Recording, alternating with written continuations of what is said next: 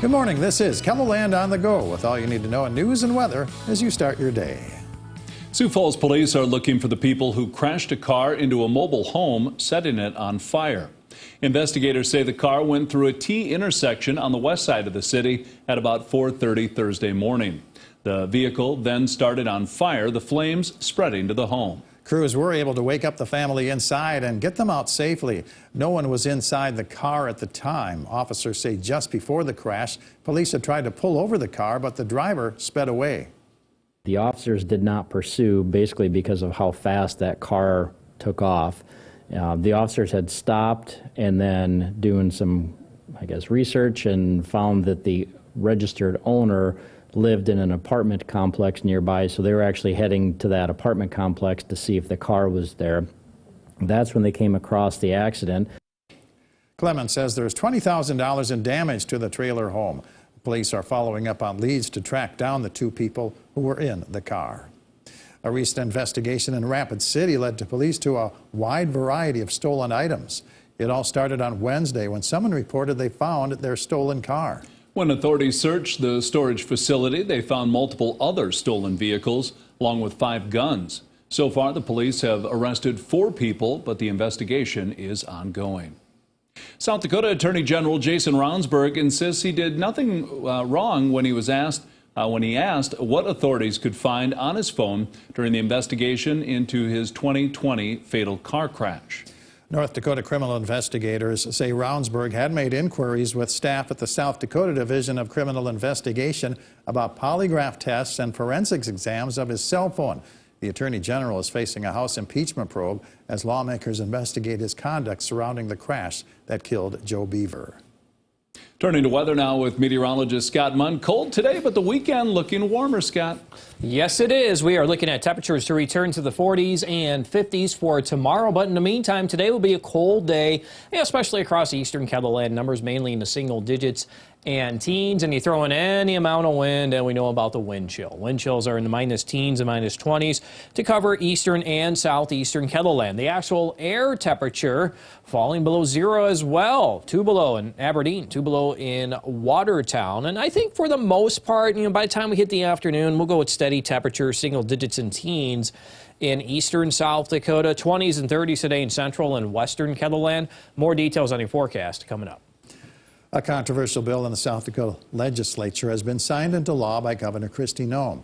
Senate Bill 46 has received national attention for how it would impact transgender youth in the state. The bill prohibits transgender girls from playing on the same sports teams as other girls.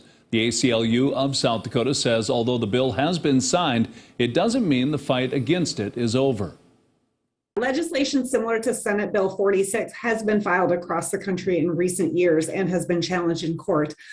In 2020, a federal judge blocked Idaho's law that was targeting the transgender student athletes.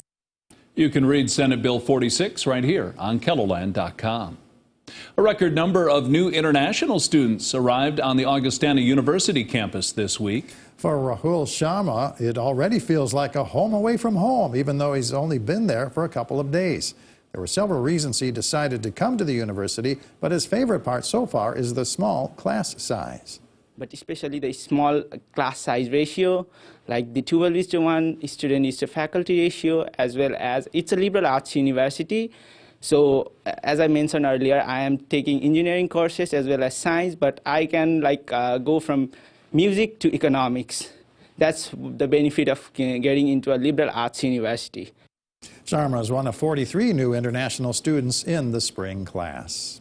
The Game Fish and Parks Department is attempting to get kids hooked on ice fishing. The annual Dakota Falls Kids Ice Fishing Derby is set for Saturday at Sukup Private Pond in Sioux Falls. 300 kids are registered for the free event and will collect $10,000 worth of gifts and prizes.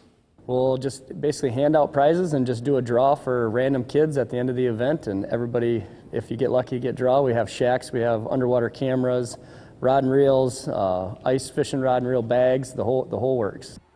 The event is Saturday from 1 to 3 p.m., but again, registration already full at 300 kids. That's a look at some of our top stories. Now let's get one last look at your weather with meteorologist Brian Karstens. Brian?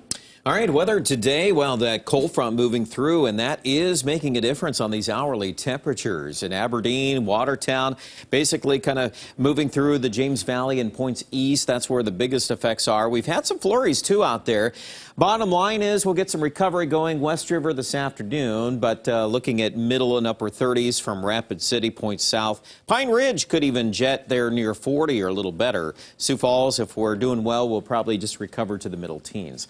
I think tonight will still be chilly with that south wind kicking up speed, and then we're forecasting tomorrow a big chunk of 50-degree weather from Sioux Falls and points west into Pierre and Winters. So prepare for that, and I think there's more of that coming next week. Look at this. Monday, after a cooler Sunday forecast, we're back into 40s and 50s once again. So that's really going to dictate a lot of that extended forecast next week.